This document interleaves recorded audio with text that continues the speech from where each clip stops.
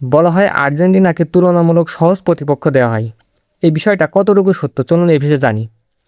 তো জানতে হলে আমাদের প্রথমে জানতে হবে যে জর্ডানের মতন একটা দুর্বল দেশের সাথে, যে দেশ গ্রুপ পর্বে একটা ম্যাচও জিততে পারেনি, সেই দেশের সাথে কেন দুর্নীতি করা প্রয়োজন বলে আর্জেন্টিনার?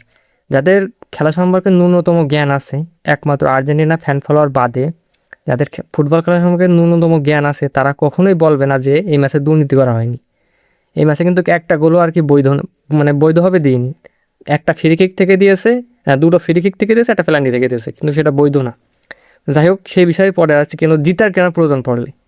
যদি আর্জেন্টিনা জর্ডানের কাছে হেরে যেত তাহলে কিন্তু সে সেকেন্ড পর্যায়ে ছিল, মানে গ্রুপের সেকেন্ড পর্যায়ে ছিল, হয়তো রানার্স আপ হতো, চ্যাম্পিয়ন হতে পারতো না। আর যখনই রানার্স আপ হতো তখনই তার খেলা পড়তো কাদের সাথে? প্রথমে স্পেনের সাথে। এই যে গতকাল স্পেনের সাথে খেলে আপনার হচ্ছে অস্ট্রিয়া বাড়ি চলে গেছে কিন্তু।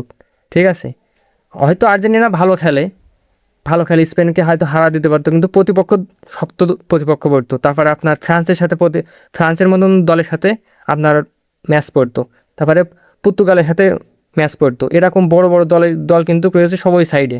ঠিক আছে, ওই সাইডে এরকম বড় বড় দলের সাথে সে আপনার আর্জেন্টিনা খেলা পড়তো। যদি আর্জেন্টিনা জর্ডানের সাথে ম্যাচটা হেরে যেত এবং সেকেন্ড পর্যায়ে মানে রানার্স আপ হয়ে গ্রুপ থেকে বের হতো, তখন যে এইটা হতো। যেমন এখন অস্ট্রিয়ার সাথে হয়েছে। ঠিক আছে, অস্ট্রিয়া তো টিকতে পারেনি, দুর্বল দল, অস্ট্রিয়া তো টিকতে পারেনি, কিন্তু আর্জেন্টিনা ভালো দল ছিল, টিকতে পারতো। কিন্তু তার প্রতিপক্ষ তো শক্ত দলগুলো। আর এই পাশে রয়েছে ইংল্যান্ড, ব্রাজিল, হ্যাঁ, আর আর্জেন্টিনা। এই ধরনের এই দলগুলোকে আর বলা যায় শক্তপোক্ত দল। তো এই দলের সাথে খেলা পড়ছে এখন বর্তমানে আর্জেন্টিনা। কিন্তু তার আগে আর্জেন্টিনা বর্তমানে যে পজিশনে রয়েছে সেই পজিশনে দলগুলো আরও দুর্বল। ঠিক আছে, তাই এটা হচ্ছে প্ল্যান করেই করা হয়েছে যে জর্ডানের সাথে যদি ম্যাচটা হেরে যেত তাহলে কিন্তু সে আগেই প্রথম ম্যাচটায় পড়তে মানে রাউন্ড অফ 32 তার মুখোমুখি হতো স্পেনের মতন শক্তিশালী দলের সাথে। ঠিক আছে, আর স্পেনের সাথে খেলে কিন্তু অস্ট্রিয়া বাড়ি চলে গিয়েছে। তো ব্রাজিল আর্জেন্টিনার সাথেও ঠিক এরকমটাই হতো, হয়তো বাড়ি যেত না, হয়তো স্পেন বাড়ি যেত, কিন্তু একটা দল তো বাড়ি যেত। আর যদি জিততে হইতো তাহলে মনে করো যে অন্যায় করে আপনার দুর্নীতি করে জিততে হইতো, কিন্তু সেটা শক্ত দলের সাথে। ঠিক আছে, আর এখন যে বর্তমানে কেপ ভার্দের সাথে পড়ছে, এটা তো দুর্বল দল, মানে সেটা সুযোগ খুঁজবে। ঠিক আছে, রেফারি কিন্তু সুযোগ খুঁজবে, কোনে ফাঁক দেওয়া যায় সেখানে ধরে দেবে। আমি মানে প্রথম থেকে আমি করছি যে এই ম্যাচটা জিতার কেন প্রয়োজন পড়লে, এই এত দুর্নীতি করার প্রয়োজন পড়লে কেন জর্ডানের মতন একটা দুর্বল দেশের সাথে? জিতলি, যদি হেরে যেত বা ড্র হইতো ম্যাচটা তাহলে আর্জেন্টিনা বিপদে থাকতো। সেটা ফিফা কখনোই চায়নি।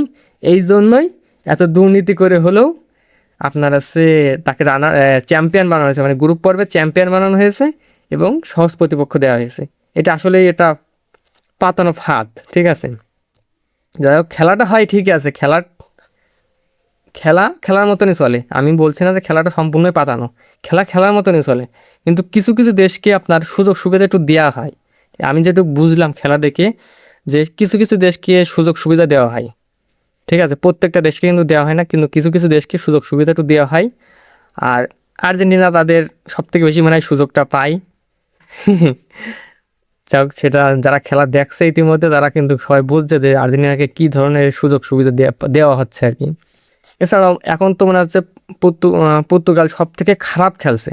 ঠিক আছে, খারাপ যে খেলছে তারপরেও কিন্তু পর্তুগাল রাউন্ড অফ 16 মধ্যে ঢুকে গেছে। ঠিক আছে, আজকে ম্যাচ ছিল একটা, রাউন্ড অফ 16 মধ্যে ঢুকে গেছে পর্তুগাল।